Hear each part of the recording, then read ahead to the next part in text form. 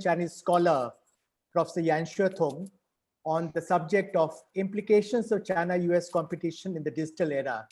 We have the print as a media partner for the event, which is also being live streamed on our YouTube channel.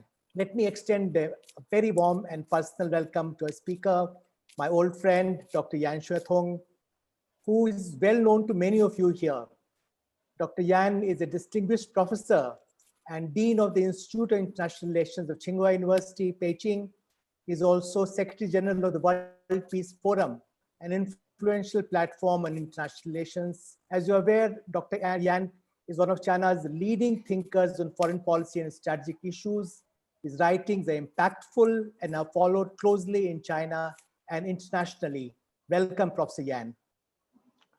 Thank you, Ambassador Kant. Welcome.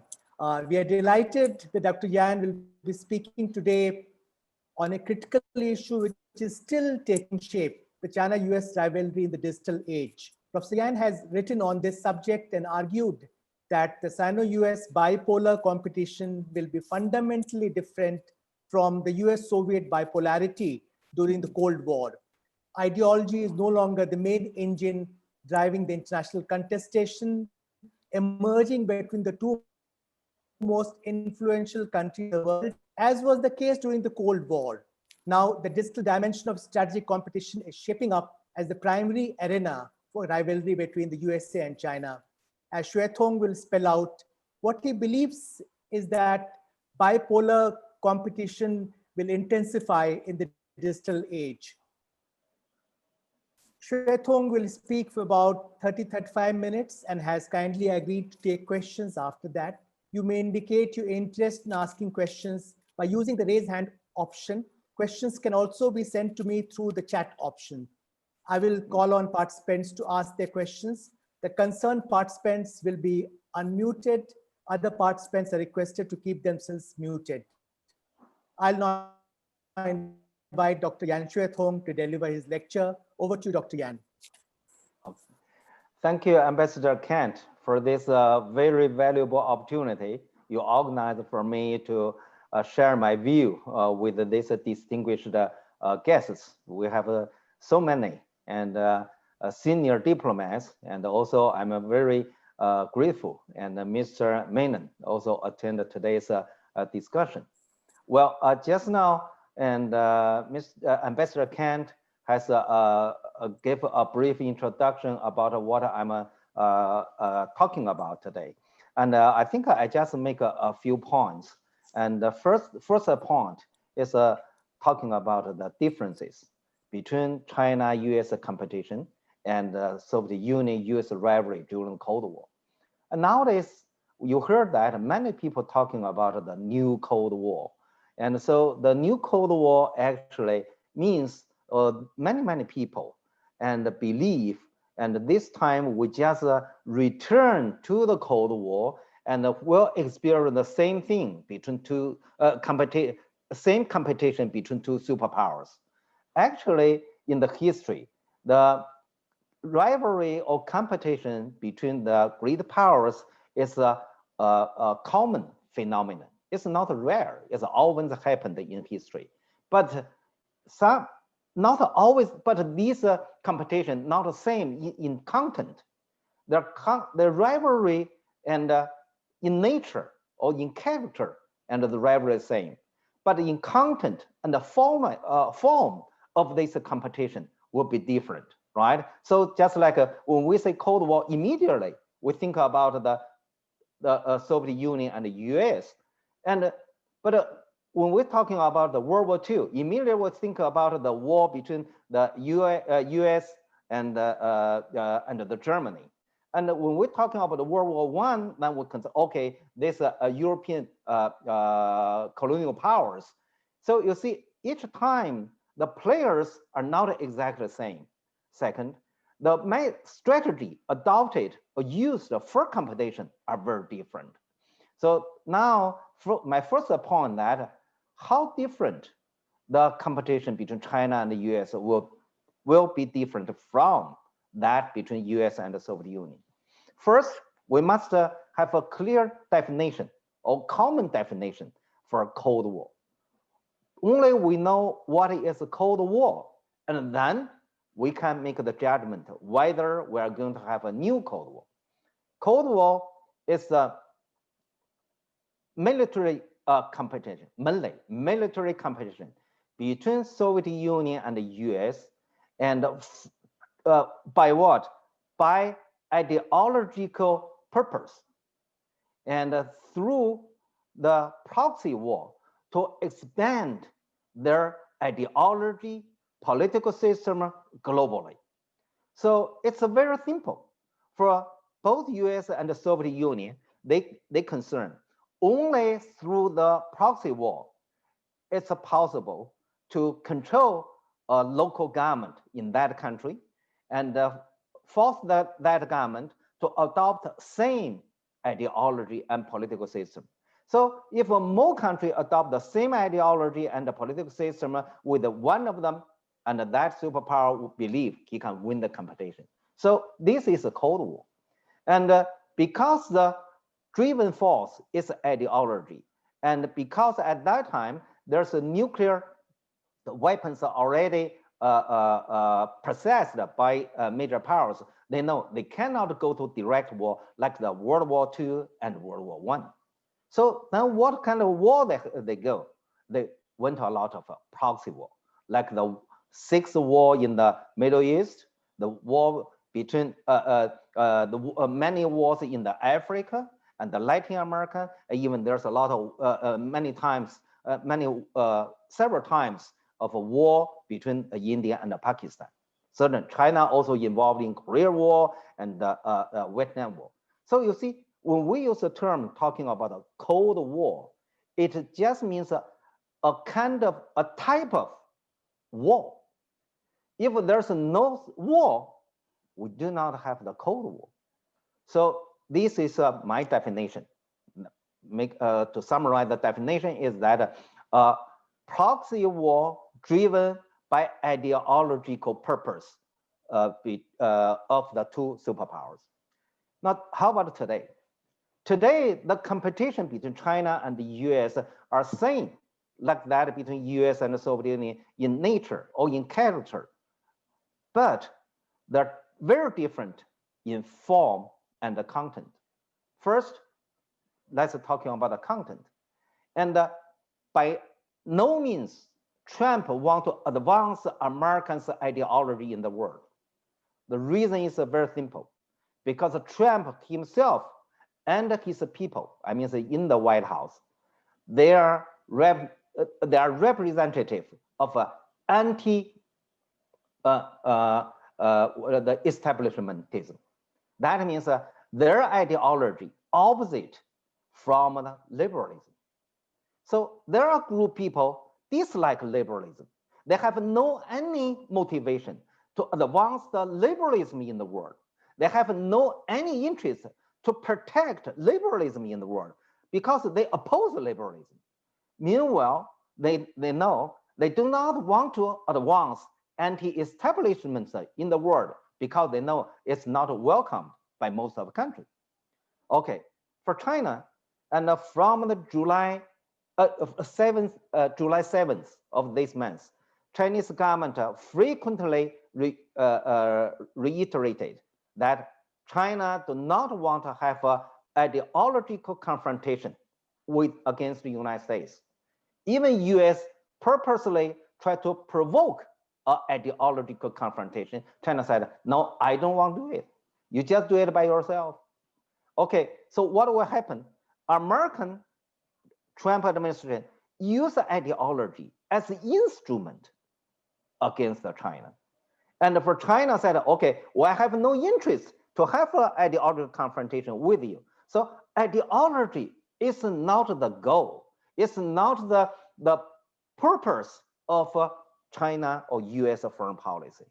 They do not develop the policies, foreign policies for the sake of ideology.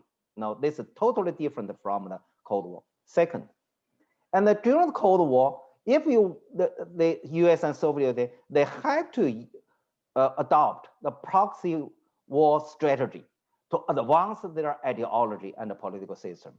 But now neither China and the US and prefer to adopt the proxy war. US even want to get the troops out of Middle East. Trump has decided to deduct 2,000 troops from the Iraq, another 2,000 troops from the Afghanistan. He will get the 4,000 troops back home, and then he will reduce further. And Trump has no any interest to go to the proxy war. And he is the president.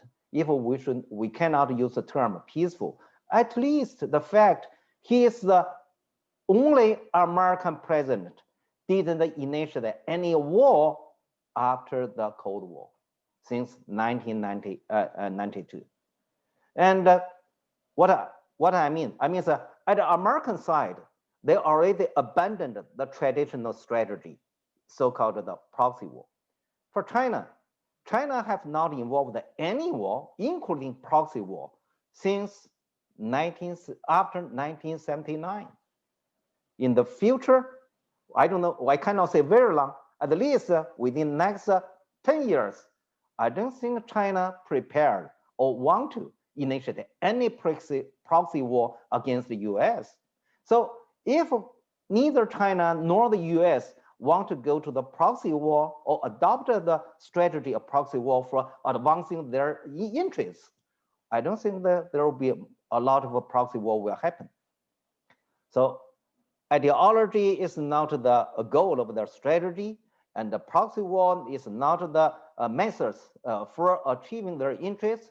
And then the third differences between between China-US competition from that between US and Soviet Union is what? Is that this is a digital ideology.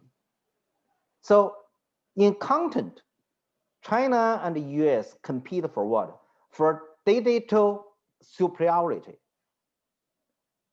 Why they compete for digital superiority? Because in this age, the digital technology is the resources of national wealth. Digital technology means national security. The cyber security is already becomes a major part of national security. It's more important than any other national security issues. So in the digital age, and both China and the US compete each other for what? For having digital superiority over the other side, right? That's why the US adopt the technology decoupling policy, try to slow down China's technological invention. Well, in this, why they heavily they adopt a strategy with a digital mentality. First, they will ask the question, hey, wait a minute, how can we have more wealth, accumulate more wealth faster than the other side? Then they found that US, Germany, Japan, South Korea, and France, and all of these major industrialized countries, their digital economy has already accounted for over 50% of their GDP. Over 50%. What does it mean? They know that the share of the digital economy in their GDP will become larger and larger. So that's why recently, and Macron, the French president, said, we are already lag behind China and the US. The Europe will have to concern our digital technology invention. Otherwise, and will be lag behind further and further. This is so in the future, no matter China or the US, they cannot become richer by controlling the natural resources in the world. It's not how much oil you control. Now, it's not how much minerals you control. It's not how much sea water you control. You can control all of these, but you cannot become the richer quick enough. You cannot become the richer than the other side. Because these things, these traditional resources can no longer generate the wealth as faster, as more as digital technology. In the last 15 years, digital economy grow at the growth rate of the digital economy is 2.5 times of the general GDP of the whole world. So that means that globally, the whole world, the share of the digital economy of the whole world wealth will become larger and larger. This is a general trend. And when it will stop, I don't know. But one thing is clear, the non-digital economy and non-digital economy will continue to growing, but because they grow slower than digital economy, so the share of the non-digital economy will shrinking, will become smaller and smaller. So human beings are so selfish, they will heavily give a focus, their attention on what? On wealth, and on the wealth which can generate faster and than the other business. This is one reason. Second, I think it is more important than the wealth. It's about the security. And now you look at current situation. And China and the US do not go to proxy war. But then you will see the cyber war have been carried out every day. And the fire at the nuclear site in the Iran. Actually, there's a more and more reported it was caused by the cyber attack from either the Israel or from the United States. And at least last time and a few years ago, and the nuclear lab was totally destroyed by what? By the virus. And that is clear. That's American use of virus and destroyed the Iran's nuclear facilities. And the US also used the through the cyber with their cyber technology and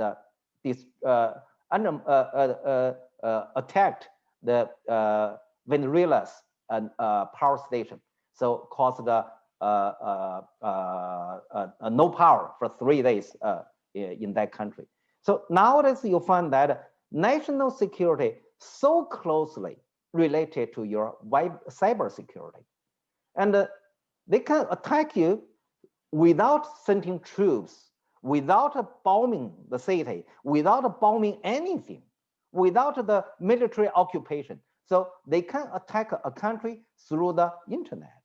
So that's why all the countries concerned that, hey, my cyber security is the #1 issue, or should the government give the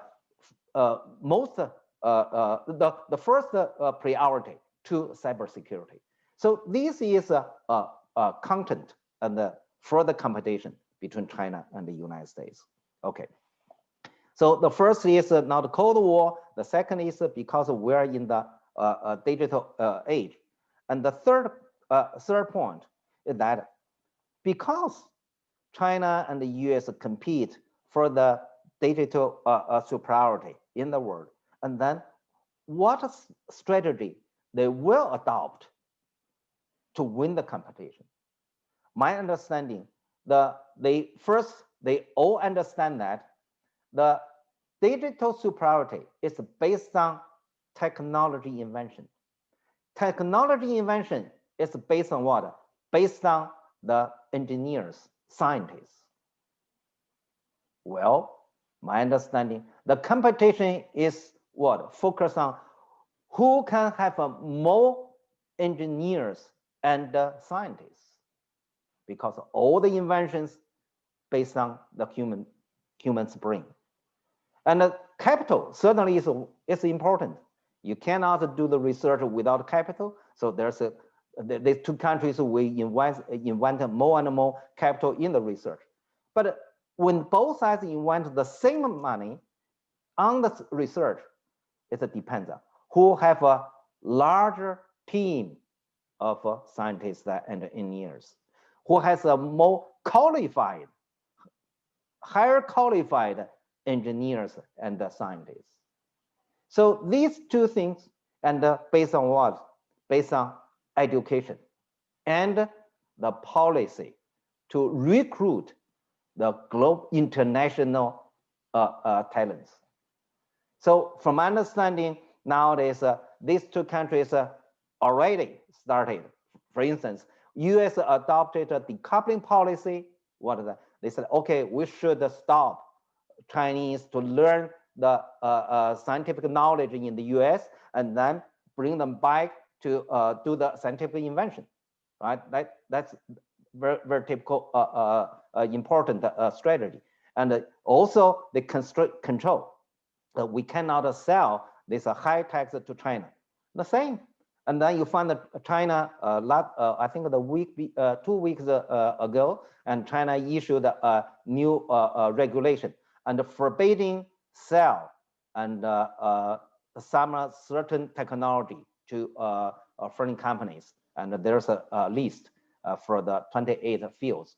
So this is nothing secret. All of the things reported by the media in the public, and all the government have issued these documents and said that that's our policy. So my understanding in the future, this competition will be intensified between these two countries, right? So they know that the question is not how much you control the land, the water, or the mountain, or the resources. No, it's not control that. Control what? How much you can control the website? How much you can control the internet? This is the competition for that. Okay, so then this kind of competition at least looks not that violent. The cyber war, generally speaking, do not cause very much death, not cause much casualty like the proxy war. Now, many people killed in the proxy war, but on the cyber war, well, maybe coincidentally some people, individuals died because of it, but very, very limited, not like the real war. This is a very difficult. So it looks very peaceful. No? You cannot hear the bomb. You cannot see the people die. And meanwhile, they come to also in the security and the market. Then they will ask the question, okay, since the digital economy generated more wealth for these two countries, they will ask the question, hey, where we can generate the money and from where from the market. Then the largest digital market is East Asia. I mean, the largest economy of the largest market of the digital economy. China and Japan and North Korea already have a quite large size of the digital economy. And this pandemic and undermined the economy of all sectors. But the online business, from my understanding, is actually is boomed. And you find that, and the first 10 and the largest company on the stock market at New York, 8 of them are digital economy. Only 2 of them are non-digital economy. So in the future, the digital company will become a big economic player, and they generate wealth. Well, when this digital economy controls so much wealth, both China and the US, the government, I mean, they will be very cautious with the company. They will consider, hey, wait a minute, when they are too powerful and they do something may undermine the government power, right? So you see, nowadays Trump want to decoupling Chinese company and try to false Chinese TikTok company to sell it to American company. And meanwhile, Trump said, okay, you cannot reach a deal by yourself. That means a Chinese company, an American company, you cannot reach a deal by yourself. Trump said the government will involve in it. We make the decision. How do you do the deal? So that means Trump do not only trust the Chinese company, Trump do not even trust the American digital company. They said, we cannot let you have too much power. Well, because of East Asia, and at least at this moment, the digital economy in East Asia is already larger than the Europe. And so US and China will definitely compete for this market. So East Asia will be the market and the major market and of the competition between China and the US. And that's the last point I want to make. And is that because China and the US compete on for the digital economy and the cybersecurity, how about the other countries? This time, my understanding, the other countries will not adopt the alliance strategy usually used by the other countries during the Cold War. They will adopt the hedging strategy and actually initiated by the Singapore.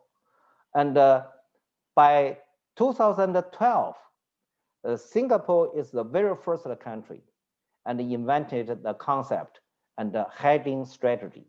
That means take sides with China on economic issues, meanwhile taking sides with US on security issues.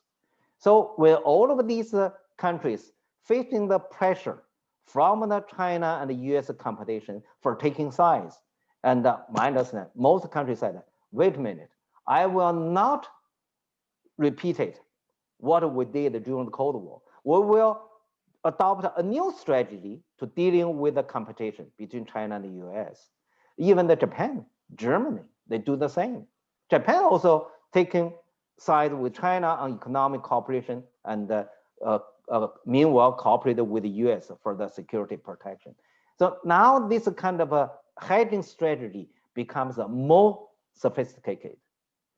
It's not so simple, divided by the issue divided by economic issue or security issue. No, even in economic issue, and the country said, wait a minute. And in terms of free trade, I take sides with China. In terms of reform the WTO, they said we will stand with the US and to force China to abandon its status of development countries. And in terms of the COVID-19 campaign, countries also take a hedging strategy. In terms of international cooperation and against the control the virus, they said we take sides with China. But in terms of about the origin and seeking the origin of this virus, so we take sides with the US. Nowadays, these things becomes more and more sophisticated, and the countries becomes more and more clever. And then they said, okay, since this strategy is very useful to dealing with China and the US, so more and more countries adopt this. Well, what does it mean? It means that the world will not only shaped by the competition between China and the US. The world will be shaped simultaneously also by those hedging strategies adopted by the other countries. When so many countries all adopt, most of the countries adopt the hedging strategy. This strategy plays a role to shaping the world. That's why, and we find that this is not the world we are familiar with the Cold War. It's different. And you cannot use the Cold War to make the judgment that, oh, who is the side with the US and with the Soviet Union. And then you find out, well, every country seems to me is hedging between the two countries rather than take side with one country only. Certainly, Iran cannot take a hedging strategy, and Russia cannot adopt a hedging strategy. It's because those countries have no other choice. And certainly also some countries cannot take sides with China, like those countries have no formal diplomatic relationship with China. They do not adopt a hedging strategy. But those countries cannot adopt a hedging strategy are in small group, a small number, less than 20. Most of the country, we have UN have the 194 members, and now we have over 200 political entities. So it's about 180 countries and adopted the hedging strategy. So the hedging strategy actually is shaping the world. It's make this world becomes more complicated. That's why many people do not agree with me. They think they still believe, and we are moving toward the new Cold War. It's because they say this is complicated, but they think that, but it's the same in nature with the Cold War. That's the reason. Finally, I want to wrap up, and the final is that how about China and the US dealing with a hedging strategy adopted by the others? My understanding, and both sides will concern. Okay, both sides will give the priority to bilateral diplomacy. And because the globalization already stopped, becomes very slow. I cannot say stop. It's a slowdown. The anti-globalization is gaining momentum. So multilateral diplomacy becomes less effective than before. And there's especially when there's no global leadership, the multilateral diplomacy becomes less and less useful. Now you find that most of the multilateral summit and held on what? By online, but bilaterally, they're still in person.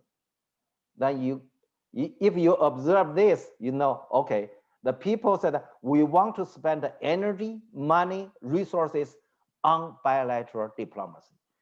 On multilateral diplomacy, okay, they still say, okay, we support this, but we think we can do the webinar, just talk, okay. We do not need to talk privately and meet in person. They don't want to spend money, energy on it. So both China and US will give the priority to what? To bilateral diplomacy. Actually, it's not, this is not good or bad. It's that if they want to solve the problem in this special situation, they have to. They find that the bilateral diplomacy can settle down disputes, can solve the real problem. Multilateral diplomacy, it sounds, it's politically correct, but it cannot help these two countries to solve the problems. So in the future, I guess both China and the US and will give more attention on bilateral relations. And finally, I want to talk very little, and China-Indian relationship will be the same. And this is mainly a bilateral issue. And I don't think China and the US, China and the Indian can find any multilateral platform to settle down disputes between us. And our problem can be solved only on this bilateral diplomatic format of the platform. Well, Ambassador Kent, and that's my presentation. Is that okay? Oh, that's brilliant, Professor Yan. Thank you very much for that, and perceptive presentation full of insights into nature of the rivalry between the USA and China. Professor Yan Xuetong brought out that China-US contestation today is strategic in its character, it's intense and intensifying. It's very different from the Cold War that obtained between the USA and erstwhile Soviet Union. Sino-US rivalry is not about ideology. It's not proxy war involving third countries. It's not about quest for natural resources. It's instead competition for data superiority in a digital age, as Professor Yan Xuetong brought out. In fact, he seemed to suggest that there's a sort of war which is unfolding between China and the USA. And in this contestation, national security will be closely aligned to quest for cyber security, which will become very important. And other countries will adopt, according to Professor Yan Xuetong, a hedging strategy with regard to the United States. Other country, they will hedge. That will be the approach. And China and the USA both will give precedence to bilateralism while trying to find solution to problems rather than adopting a multilateral approach. He, of course, and I'm not trying to sum up his remarks were rich in content and ideas, and I'm sure there'll be a whole lot of questions in discussion that will follow. So let me open the floor for discussions now. As I mentioned earlier, you can ask your question by raising your hand using the raise hand option, or you can just indicate in the chat box your desire to ask question, and I'll invite you to ask question. I'll begin with Ms. Jyoti Malhotra, National Strategic Affairs Editor of The Print, our media partner for this event. First set of questions will be asked by Jyoti. Over to you, Jyoti. Thank you so much, Ambassador Kanta. Professor Yan, thank you so much for your remarks. They were very, very interesting. I'm a journalist here in Delhi, and it's a pleasure to hear you. My question, unfortunately, is not about US-China, because I look at India's foreign policy from the Indian point of view. So I have a question on the crisis between India and China. You know that the Chinese PLA troops have occupied Indian territory in the Ladakh sector. So my question is, first of all, do you hear about this at all in your country? Do you know that there is a conflict between India and China on India's borders? What is the conversation inside China about this? And last of all, why has the Chinese government, your President Xi Jinping is also the head of the military commission, why are you aggressing into India's territory and occupying Indian territory? Thank you so much. Mm-hmm. Well, thank you for your questions. And I think you have a very clear stance that you read these questions from the Indians' perspective. That means the Indians' view. Well, in China, you can hear a lot of discussions, a lot of reports, and many informations about the border conflicts or the military conflicts between China and the US, just like what and opposite, just a mirror image in China. And they're talking about how the Indian occupy China's territory, how India initiated this military attack, and how the Indian troops and cause these troubles, and also why the Indian and we do so much business in India, but the Indian to try to kick out these border disputes with us, and why Indian simultaneously and forbidden China's apps. Well, the view just in China, you can hear the ordinary people talk just like you, and from the Indian side, they from Chinese side. So then if you ask me the question, I will say that, okay, when two countries, the people just both sides believe and that they are being taken advantage by the other side. They are being bullied by the other side. So do you think we can solve the problem?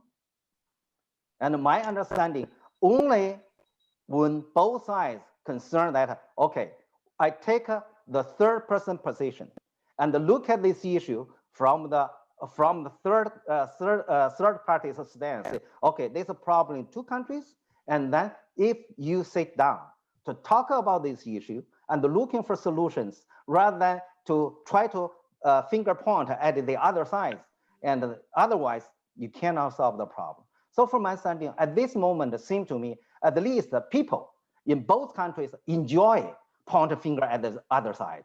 And people enjoy condemn the other side because they say, hey, that feel is so enjoyable when I said that the other side doing something wrong.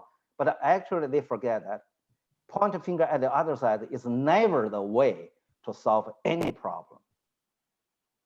May I ask another question, Ambassador? Please go ahead. Yeah. Professor Yan, so are you suggesting, therefore, that there should be a third party, a third country that can perhaps broker a resolution between India and China at this point? And who, in your view, could such a third party be? Well, I don't think any country has that power or have that capability to solve the problem between two countries have a 1.4 billion population. And if God come to the earth, maybe the God can do it. Well, I don't think anyone beyond God can solve the problem. We can only rely on our both sides, bilateral efforts, bilateral diplomacy. So from my understanding, if anyone think, hey, maybe we can rely on the third party solve the problem, my understanding, that cannot achieve any result because these two guys are so huge. How can you get any country to solve the problem between China and India? I don't think so. Just like if someone asks me, do we think anyone can stand out to solve the problem between China and the US? I said, no. Yes, no, no, any country can solve this problem. Right. But you know, Professor Yan, that the Indian side has been asking the Chinese several times to sit down and exchange maps along this entire sector, but the Chinese have refused to do so for many, many years.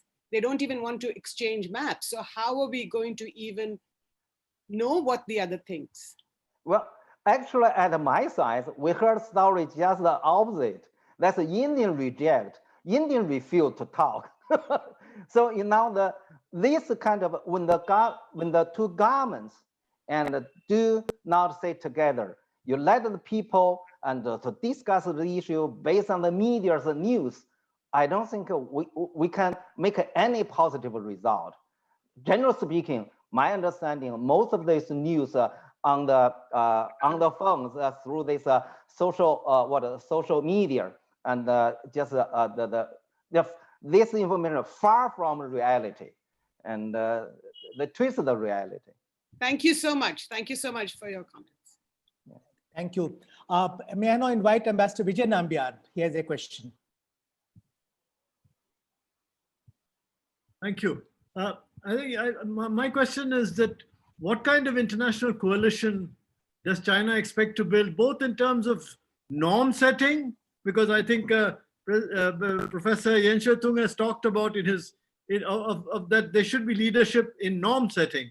Would there be any norms so that controlling the digital economy, and who's to take leadership of those norms? And what kind of international coalition does China expect to build to take control in this global competition for the digital economy, especially when you say that there are so many countries which will be doing the hedging? What kind of, how do you expect to find, values in this kind of situation? I think this is a really good question, because my theory of moral realism strongly emphasizes the role of the political leadership. And my theory argues that without the leadership, you cannot achieve anything. So in terms of global situation, by now, I doubt we can have a global leadership in next 10 years. So within a decade, perhaps we will face the reality, a world without global leadership. And the US, Trump, and the American said that they think the global leadership is too costly. they don't want to take that responsibility. For China, my understanding, most of Chinese, including policymakers, believe we do not have that resources to support or provide a global leadership. So the fact the COVID-19 disaster has shown that there's no global leadership help the make all of countries cooperate each other against the virus, and even WHO cannot play the role of the leadership. So in terms of global issues, I'm really pessimistic about the future. I think in the next decade, for next 10 years, and we have to solve our problems and rely on ourselves, every country, rather than a global leadership. Well, without a global leadership, it doesn't mean that there's totally no leadership. There's a regional leadership. For instance, for EU, they have a joint leadership by Germany and France, right? So that leadership can make a cooperation within that region. And some region, like East Asia, we don't have the regional leadership. So this regional cooperation becomes very difficult.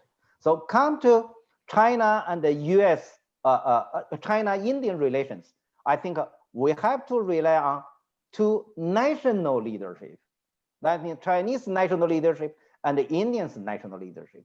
If these two national leadership are wise enough and know how to deal with these problems, and they can find the solution to change the reverse the trend, the conflicts between China and India. If these two leaderships are not clever enough, they have no capability to solve the problem peacefully, then I don't think the people in the ordinary people can solve the problem. So my argument that the leadership, not only at the international, global level, and the regional level, and also national level. So that is my argument.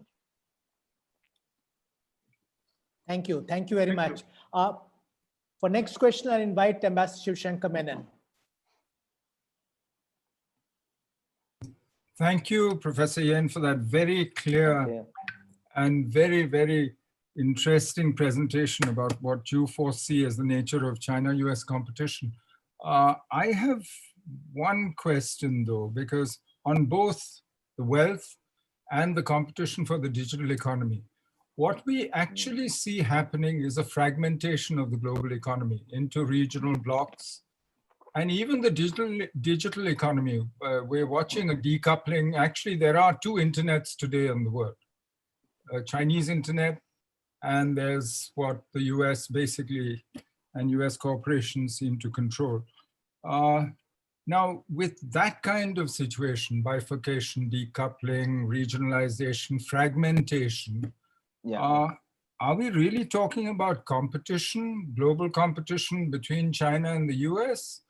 Or are we just talking about a little broken up world where there are local quarrels, and can we really talk of China-US global competition at all in that situation? Well, I think this is a very, very serious question, because many people still believe, and if we have a bipolar world and the digital economy will divided between China and the US. And personally, I think this will be a misunderstanding. And first, because China has already established Beidou, the system, and certainly China will replace the US GPS.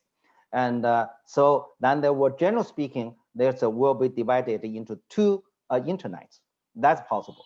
And this is not actually said by myself, and it's predicted by the UN General Secretary Guterres last year.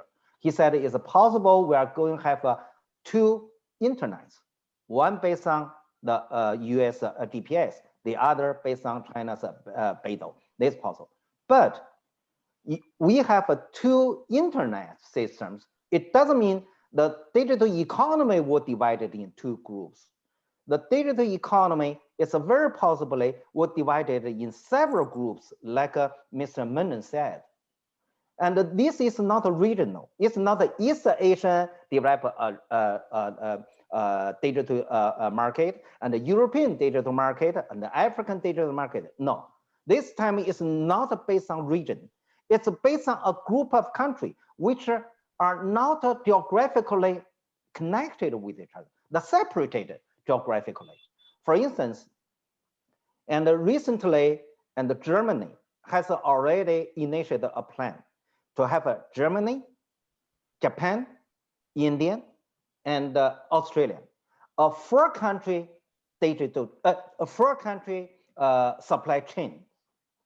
So these four countries are not connected with each other, not in the same region, but then he suggests that we can establish a chain group. This chain group actually, that means from my understanding, will become a digital market, a digital economy. This other, okay, and then this another plan initiated by the actually China, talking about the possible and have this supply chain with Russia, with Pakistan, and with the ASEAN, with the South Korea, because South Korea won't join the Japan's market. So you see, this will be another supply chain group. So in the future, it's very possibly there's a supply chain group of the digital market economy divided by group, but not according to the region. The country come from different regions, because this kind of digital economy actually mainly carried out on what? On internet. They do not need to carry it out on the land transportation or the sea transportation like that. So I fully agree with Mr. Mainen's idea. It's very possibly we can have a fragmented chain, a digital economy markets. Thank you. Thank you, Professor Yan. We have actually a very large number of people wishing to ask questions. So with your permission, what I'll do, will combine some questions and ask you to respond to them. So I will invite Ambassador Vishnu Prakash, followed by Ambassador Suresh Goel and Mr. Granth Banayak to ask the questions, and then invite Professor Yan to respond. Vishnu? Yeah. Thank you, Chair. Professor Yan, I'm afraid I'm also going to ask you a tough question. Now, you mentioned in your remarks that China does not want confrontation, ideological confrontation with the US. The difficulty is that there are increasing number of states, countries in the world who do not believe what China states. Yesterday, our defense minister also said in parliament that there's a gap between what China says and what China does. I will cite a couple of examples. In the South China Sea, for example, you kept on saying that nothing is happening, you militarized it. COVID-19, it was hidden, but you deny that. And we see what has happened in Galwan. So why, how is it that, or what, again, in the first decade of this century, China's buzzword was that there is a peaceful rise of China. So there is a gap, and how do you expect the world to believe what you say? Thank you. Okay. Okay. And next, I think we'll combine two other questions. Good. Xuetong, then request you to respond. Okay. Next, Ambassador Suresh Goel, and keep the question brief, Suresh. Thank you very much, Ashok. My question is going to be very brief, but it's really motivated by what Professor Yan, you stated, that the present contest between China and the US is really about cyber superiority. And now I assume the cyber superiority will translate into the global leadership and therefore the ascendance of a new power. My question really is that if cyber power is going to determine who will be the leader, the global leader or the global superpower in future, what explains the development of the military structures in South China Seas, in Western Pacific, etc.? Because if the wars are not going to be territorial, you don't need militaries anymore. Then you need influence in the governments, for which cyber warfare is the thing to go ahead with. Thank you. Next, Granth Vanayak. Thank you, sir, for the opportunity. Can you hear me? Yes. Yes, sir. So thank you, Professor Yan, for the for an intellectual lecture. I just want to ask you one question. In this this US-China competition on the digital security, where do you see India's role? Do you see it as an emerging role that can that has some important role to play in the in this competition? That would be my question. Thank you so much, sir. Thank you. Back to you, Professor Yan. Okay. Actually, I have four questions. And the first question is about China's peaceful rise. I would say when we say peaceful rise, it means China becoming stronger without going war, right? And so you see, since 1979, it's already 41 years, and China have not involved any war. Even there's no large military clashes, like there's a border disputes between China and India, but then no one regarded that's a war, right? So you see, in the last 41 years, China is the only major power do not involve the real war. Even Japan sent troops to the war in Afghanistan. So that's it. I think China will continue the peaceful rise and principle. Second, about ideology. And I think China's policy avoiding ideological confrontation with the US and is real, and actually has achieved some results. For instance, and the US use ideology as arguments to persuade and democratic countries, and mainly the Western allies, and to join the US to block Chinese Huawei, right? That's the basic. Well, it's true. And Australia, Canada, and the Japan and UK, some country joined the US. But we must remember, and the American not only talked with these four countries, American talked to many Western countries or the so-called democracies. And even New Zealand, a member of the Five Eyes, rejected American suggestion. And Australians said, New Zealand said, we do not like China's ideology, but New Zealand make decision continue to use Huawei's 5G. So my understanding, American try to initiate the ideological confrontation against China, and he can get some support, but very limited. And only very few countries will support the US against China because of ideology. Maybe some countries support the US for some secular interests, but that's not because of ideology. So I still believe in China's strategy and avoiding military ideological confrontation against US will work.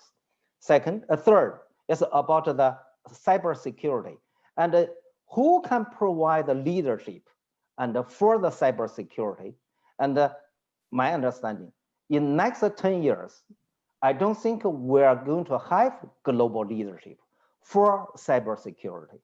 There will be a lot of cyber conflicts and the cyber wars, cyber attacks, cyber problems, but mainly it also means there's no global leadership to develop a global norm to govern countries' behavior on the internet, just like Obama said. And he said, at this moment, and the cyber world is still primitive one, and there's no international norms. And so in the future, I will say this is still in the next 10 years, it's possibly still the same. But it doesn't mean that because cybersecurity is the key parts of national security, it means the military becomes meaningless. No, military is still very important because military has already developed a new function on what? On protect cybersecurity. And beside protect cybersecurity, all the militaries for every countries, all the major countries have to protect the land border and sea water, but this is not the parts or the targets more important than their cybersecurity. The last question, what's the Indian role can play in the cybersecurity? And actually, during the competition between China and the US on the issue of cybersecurity, Indians seem to me and already make decision side with the US. And at least, and the Indian government officially announced to forbidden Chinese apps, over 200 apps for the national security. Whether it's true or not, I don't know. The Indian government officially said, and forbidden Chinese apps for security. So Indian, that's my view. And it seems to me, it's difficult. And for Indian to take a neutral side on the cybersecurity issue between China and the US. And because at this moment, Indian believe American can provide cybersecurity protection for the Indian. And the history will prove whether this judgment is correct or not. Thank you, Professor Yan. Now I'll invite Admiral Shekhar Sinha, followed by Ambassador Yogendra Kumar and Dr. Prashant Kaushik. First, Admiral Shekhar Sinha. Thank you, Ambassador Ashok, and thank you, Professor Yan. It's always good to hear you. You know, I have understood quite clearly that your belief is that the cyber superiority or the digital superiority will be the war is all about. You know, it's very unquantifiable as far as the cyber war is concerned, because most of the time you don't get to know what kind of apps, what kind of instruments you are using for that, and who's winning, who's losing, because nobody takes responsibility. But my point is, if that be so, then why is the Chinese expansion approach in the South China Sea over the rocks, the reefs and shoals, claiming it to be some very historical sort of claims, similarly now in Bhutan, similarly now in some part in Nepal, some part in Indian border. If you say that, you know, there is no, China has not done any war, I would agree with you as far as the definition of war is concerned. Well, you don't have to fight war because you threaten people. Your ambassadors, your diplomats have been threatening every country, including US. And you know, only today, yesterday, the US ambassador to China has resigned, and today he has made a statement before leaving Beijing that it was a big cover-up in China, and I'm quite disappointed of being here. So I am quite willing to listen, but I want to know that do you think that people believe China? Do you know that you might become friendless after some time? I mean, that is my very simple point as to what makes you say that it is only digital supremacy that you are warring for. But I feel that hardware of warfare is being increased at such a rapid rate that you don't have people to man it. Thank you. Okay. Okay. Can we get two more questions, Xuetong, before you respond? Yogendra? Yeah, thank you. Please unmute. Question, Yogendra. Yeah. Can you hear me? Can you hear me? Okay, Yeah, my question actually is this, that in terms of the what Professor Yan talked about cyber, contest, the cyber world. Now, with the technological changes taking place, particularly in the military sphere, isn't there a possibility of this cyber conflict turning into a hot war, particularly because of the fact that you have the conflation of conventional and non-conventional nuclear weapons, the introduction of artificial intelligence in the fighting of war? I mean, to the extent that now the artificial intelligence will be used even taking decisions about war fighting. So the possibility of this kind of a war taking place even by accident, I think that's a big issue. And to what extent, how, let's say, a theoretician like Professor Yan, thinking as to what kind of confidence building measures can be developed, that this kind of possibility does not arise, because that's a very real possibility. Prashant?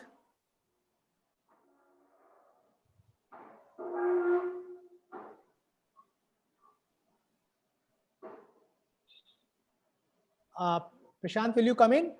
Hello. Yeah, please go ahead.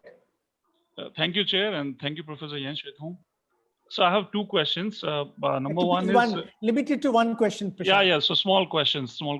Number one is what are the characteristics of China's perceptions of India? 就是中国对印度的认知有什么特点？第一，第二是 a role of digital BRI in this oncoming global digital economy. How does Professor Yan see that? Thank you. Thank you. Back to you, Professor Yan. Okay. Well, I have 4 questions, and the first one is that if the cybersecurity is so important, and why China still use a military force to protect these islands and ships in the South China Sea? Well, I think that's really simple. And just like that, it's not because I'm becomes rich, so I will give up and it's the poor land. So no matter how rich the country, they will still protect their own territory. So I don't think that there's any conflict. And no matter how rich the United States, I don't think the United States said, okay, we will give up our territory to others. So just like all the individuals, and we may become rich, but it doesn't mean that you will give up your old house to the others. So this military is still useful. I do not deny the military, say military becomes useless. Military is still useful, but then you find that the cybersecurity will become more important than these traditional security issues. Second is about whether the cyber war will bring about the real war. Well, from my understanding, the question is that why there's no direct war between the US and the Soviet Union during the Cold War, and there's only proxy war between them, because of the nuclear weapons. And since the nuclear weapons can prevent the direct war between Soviet Union and the US, and it will play the same role and have the same function to prevent direct war between China and US. For instance, the nuclear weapons do not only prevent the war between the major powers, and even prevent the war between US and North Korea. North Korea has a very primitive nuclear weapons, and the US, Trump administration, gave up the idea to launch a war against it. So my understanding that in the future, and the nuclear weapon will continue and effectively prevent the nuclear conflicts between China and the US escalating into a real war. So that's my argument. The third question is that, and what's China's view about the India? My understanding, and in China, most people believe Indian and your current government has did a major adjustment of Indian traditional foreign policy. And non-alignment principle has been already given up and is abandoned. And Indian no longer, and talking about non-alignment, and Indian no longer want to take neutral positions. And the Indian have a strong motivation and to become the ally of the US. Maybe a lot of Indian friends tell me, no, that's not true. And Indian didn't give up. But from Chinese eye, we think currently the non-alignment principle is just a kind of a cover of the policy of making alliance in the India. This is people's view. I didn't got the fourth question, and the last participants raised 2 questions. What's the digital Silk Road? He was inquiring about digital Silk Road, digital BRI or digital Silk Road. Oh, well, I think this actually the situation and becomes more complicated. And at this moment, it's difficult to make any prediction about it. But I would say, and the uncertainty will be the basic characteristic for the world we face with. And the uncertainty will be we face not only internationally and also domestically. And in many countries facing these uncertainty issues, the relationship between China and India also disturbed by the uncertainty. And that means no one can, at this moment, although everyone said that I'm optimistic about our bilateral relations, but actually no one knows and where our bilateral relations goes. So uncertainty is the general character for today's both domestic and international politics. Thank you. Well, actually, we are running out of time. So very quickly, we'll take a couple of other questions. Vineet, Vinoy, and Admiral Muralidharan.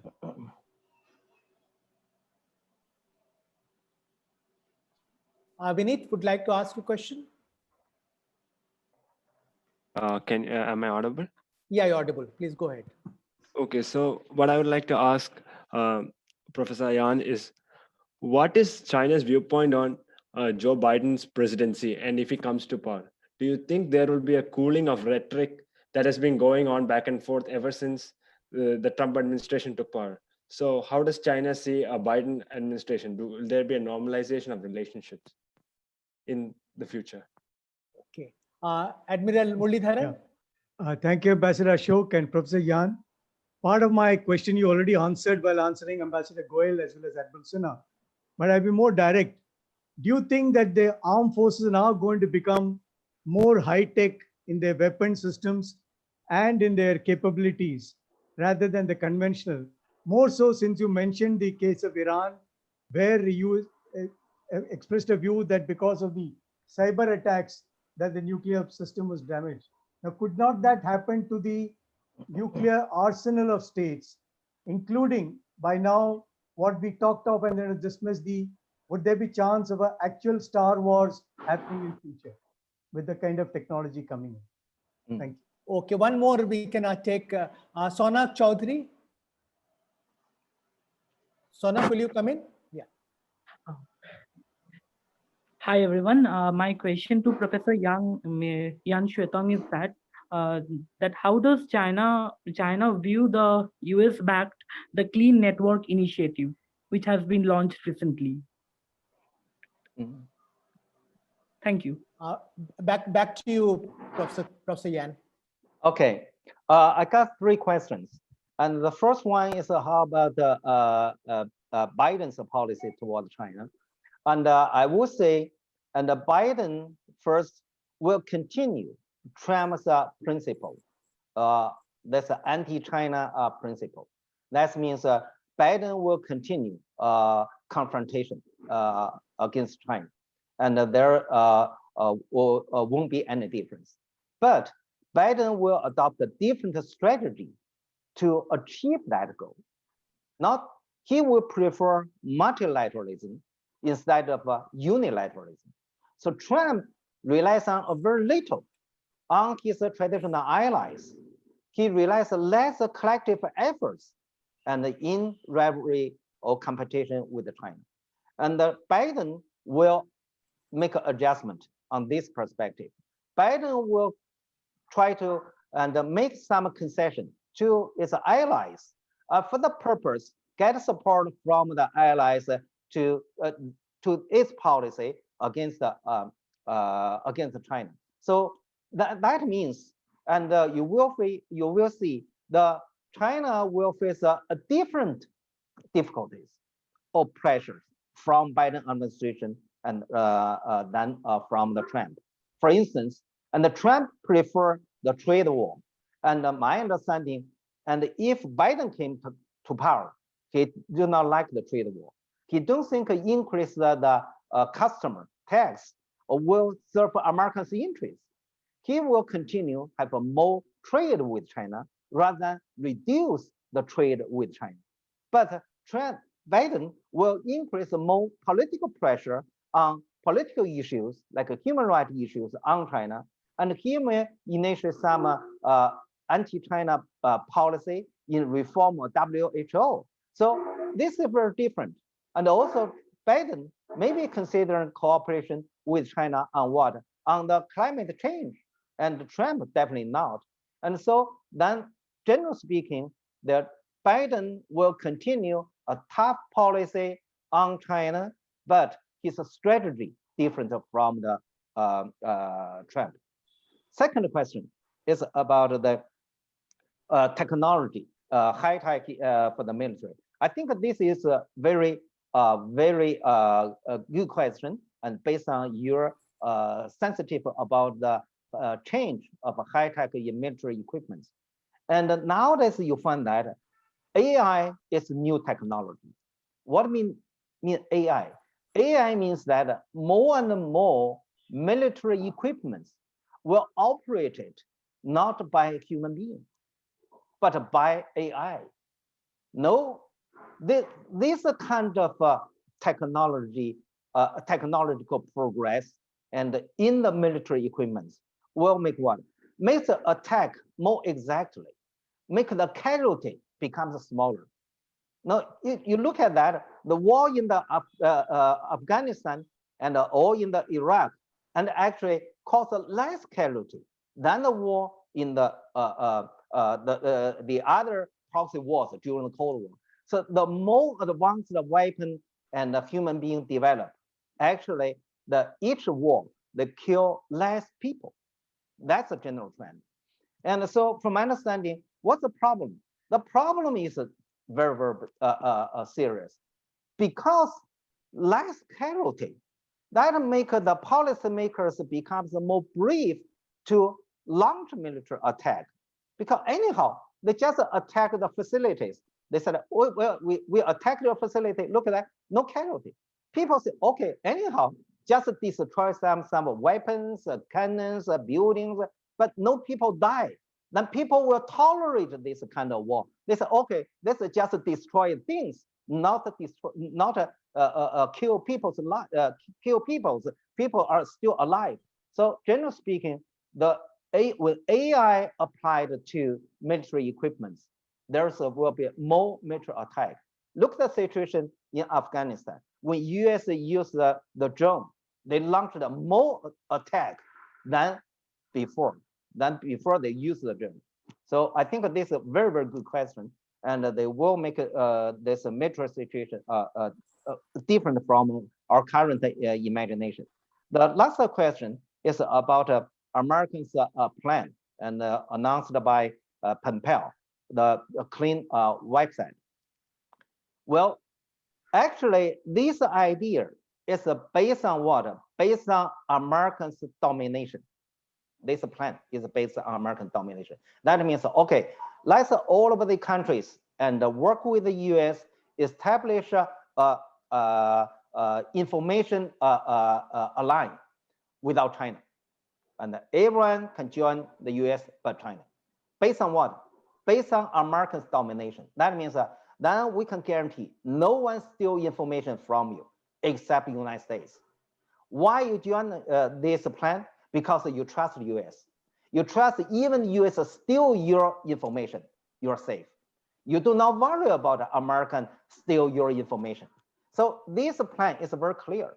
And from my understanding, this plan possibly become attractive to some country and politically fully trust the US. They don't think the US will use this information, hurt them. But certainly all the members understand if you join this alliance, then your information controlled by all of the data and information controlled by the United States. But I think a lot of major powers hesitate. They said, wait a minute, we do not want China collect our information and the data. But then they ask a question, why we allow the US to do it? Why US collect our data and the information is safe? I doubt most of major powers will trust the US.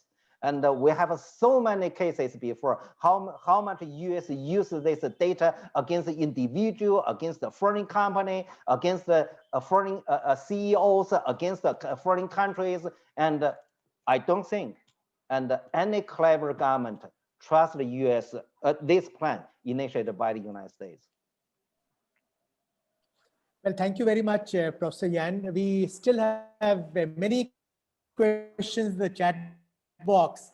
We have run out of time. In fact, we exceeded the allotted time. So before we conclude, would you like to make any concluding remarks? Any summing up, any concluding remarks? Okay. And thank you. First, thank you very much, Ambassador Kent, and provide this good opportunity for me to share my ideas with the distinguished Indian friends. And second, I will say that we really need two mentalities to look at the current international politics. First, I think we should use digital mentality to replace geopolitical mentality. I do not mean that there's no geopolitical conflicts. I mean that geopolitical conflicts is going to give up their dominating position to digital problems, digital conflicts. And the second, and we should develop a non-Cold War mentality. The Cold War mentality has been, because Cold War lasted 40 years, and many people grown up through that age, through that period, and were influenced by that history. And no one can avoid influence by the history. And we're so familiar with Cold War, so we always use the Cold War mentality to look at the new world. Actually, my understanding, we need a new mentality to understand the new world. Thank you very much for your time. Thank you very much, Professor Yan. Let me know on behalf of everyone present here, thank you for that very lucid and clear lecture that you delivered, and for answering a whole lot of questions, very diverse questions, not always sort of limited in scope to theme of your lecture today, but your lecture has given us much food for thought, and also a number of interesting ideas like digital mentality that we need to explore further. So this is a dialogue you would like to continue. So let me conclude here by thanking Professor Yan, and indeed thanking all of you for joining us in this special lecture and in discussions that followed. Thank you very much. All the very best to all of you. Take care and stay safe. Okay, thank you. Thanks for all your participation. Thank you. Bye.